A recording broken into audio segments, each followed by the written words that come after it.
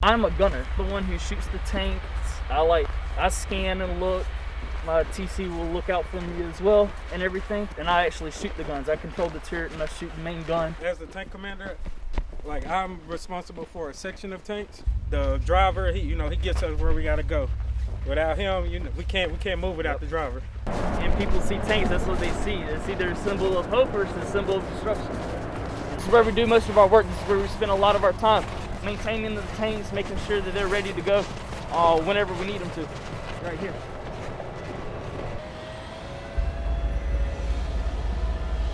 So this is the M1A1 V2 Abrams American main battle tank, the MBT, and it is 72 tons. It shoots a 120 millimeter main gun.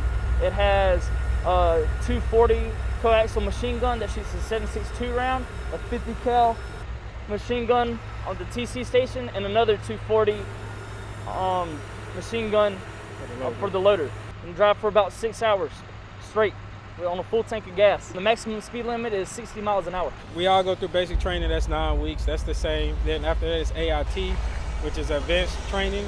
That's like another 7-8 weeks. They just extended it now, so I'm 22 weeks. Yeah, it's like 22 weeks now. We have mechanics attached to our company who they do most of the mechanics, the harder stuff, level 20 stuff. So we work together. They're attached to us. We do have to come in the mornings and in the afternoons to start the engine so that the engines don't freeze up. That's a new thing that we've had experience. Back home it's hot, so you don't really have to worry about that. Being in the snow has definitely provided its own challenges. That's the name of the tank. That's Beerus, God of Destruction. In here, that's my sights right there up top. We call it the doghouse because you can see everything from inside of the gunner's hole. I have night optics, I have day optics, and I have auxiliary optics just in case those two go down. Right here, this is the coaxial machine gun that I mentioned before. This is the same one that the loader has, and this is of course the 120 millimeter main gun. We have smoke silos on the side to shoot off smoke grenades for concealment, and we have boxes that hold the grenades in there. The loader and the tank commander will have an M4 assault rifle, and every crew member has an M9 handgun. This is the armor. This is what protects us. It's heavy. We're Americans, we like our stuff to be big and bulky. We like it to be tough. So it can take a beating and keep on going for a while. It's a moving fortress. We sleep on here, we eat on here.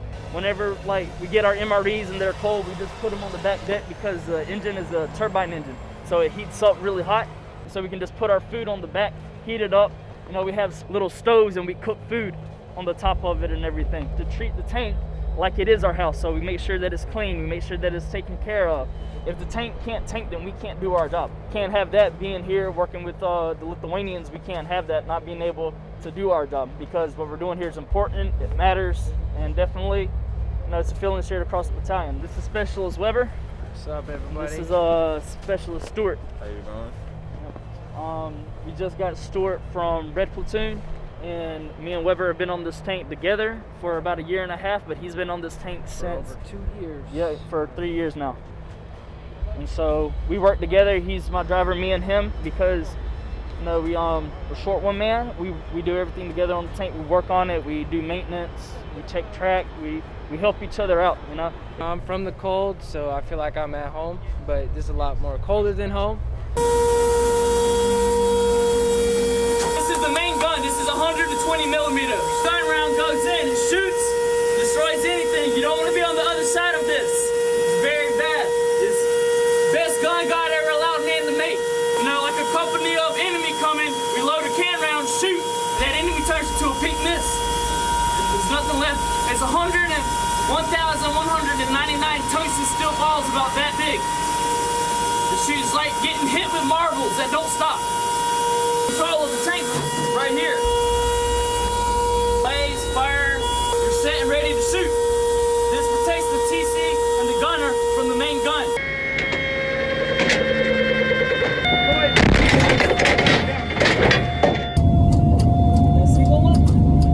This is 3,000 pounds of pressure whenever it comes back. So if you're standing behind this, you'll die. Zoom in right here. This is my wife.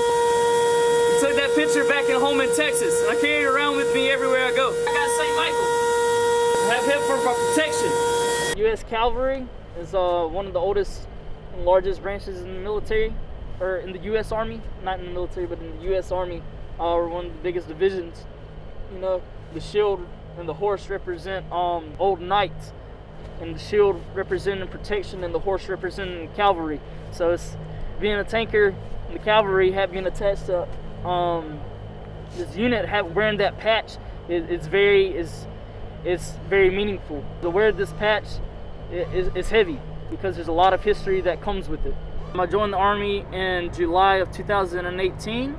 I chose the 19 kilo MOS to be a tanker because I always wanted to be a soldier, and I just wanted to be, this is representation of power and destruction. That's what I wanted to be a part of. I want to put my name on this. So that's exactly why I enlisted.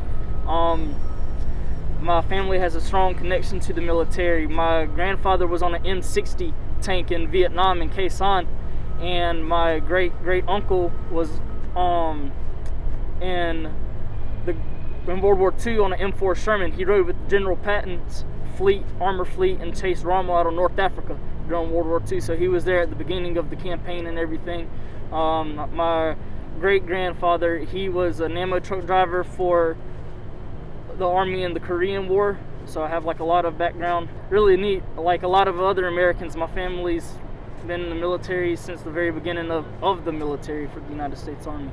Like I said, being a tanker is just one of those things where it felt right. I felt it in my heart.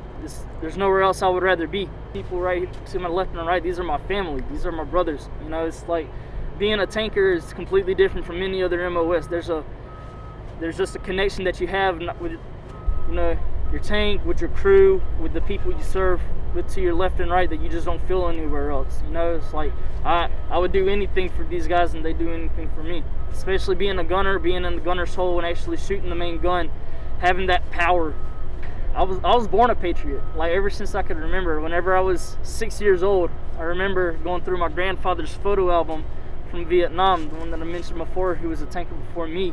And I remember seeing a picture of him sitting in a little bunker with a machine gun in one hand and a rifle in the other, with 2 belts of ammo across his chest. And I was like, that's what I want to be. That's what I want to do. Part of the military is an incredible thing. It's a very, very honorable thing, even if we don't do it for the same reasons. Tons of people join the military for college. Other people join for, like me, because they're patriots. Back to the original question, I was 6 years old when I decided that this is what I wanted to do for the rest of my life. Yeah. My grandfather, he was Corporal Brown in the U.S. Army. Whenever he was in Vietnam, they were taking this tank across a river because the Viet Cong blew up a bridge that they were supposed to go over, and they accidentally threw track while they were in the river. So they were stuck out in the jungle for about a week and a half waiting for the maintenance to get out there to pull them out. And then that's him again with his machine gun as well. That's a M60. And then that was him at basic training with his flat jacket and his M16 rifle. And then that's my great grandfather who was in Korea. It's really an amazing experience being out here because we have, we're NATO allies, so there's other countries along with us. We have the Germans on the other side of us with their tanks, which is really cool because, being a tanker, you like tanks, so you're always looking at other countries' weaponry and stuff, and so being able to see their tanks is really cool. Seeing the Lithuanian trainees here is an awesome experience. It's really cool to see how they train versus how we train, see the differences and stuff. The differences between the food is also a very big thing. Back home it's a lot of hamburgers and fries and baked chicken, and you can see some of the similarities between our food and also a lot of the differences. I've tried some completely brand new stuff that I've never had before, and I've really liked it. So just being here, working with the Lithuanians, this country's been a very gracious host. Very gracious host. Y'all I'd say hit every nail on the head whenever it comes to providing what we've needed. We will be here. This is a 9-month rotation. We're on our 3rd month. We got about 7 months left, and then we'll be out of here. We are supposed to leave in July, so we'll be leaving summer.